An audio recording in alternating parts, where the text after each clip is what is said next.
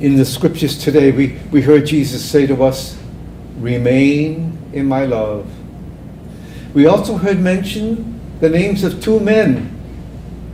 One who remained in God's love, Matthias, and the other who did not, Judas. In the reading from the Acts of the Apostles that we heard today, Peter said that someone was needed to replace Judas, who turned away to go his own place.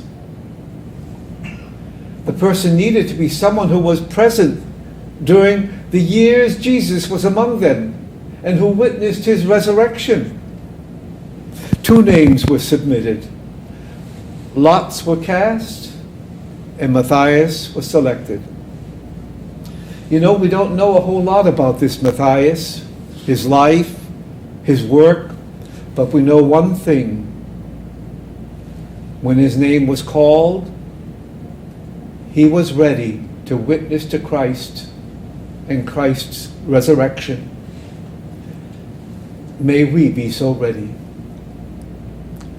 We can be ready and will be ready if, as the gospel says today, and as Jesus asks, if we remain in his love and keep his commandments.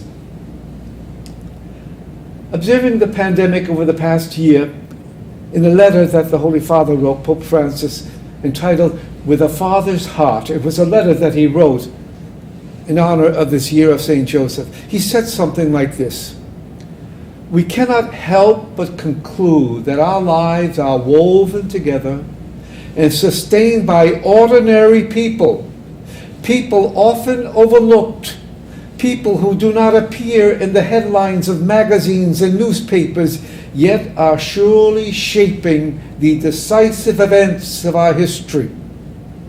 And he continues, "How many people each day exercise patience and offer hope? Take care to spread, not panic, but share responsibility.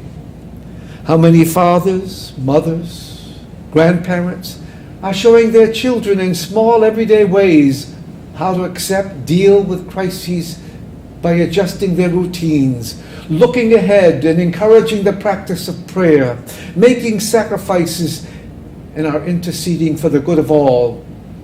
Most of these people are hidden and in the shadows, but their role is incomparable. And so it was with Matthias, hidden and in the shadows, but as an apostle, his role was incomparable. Through their actions of all these people, the love of God remains. The request God made of us to remain in his love. I was reading that before the example of so many holy men and women, St. Augustine asked himself, "What they could do, can you not also do?"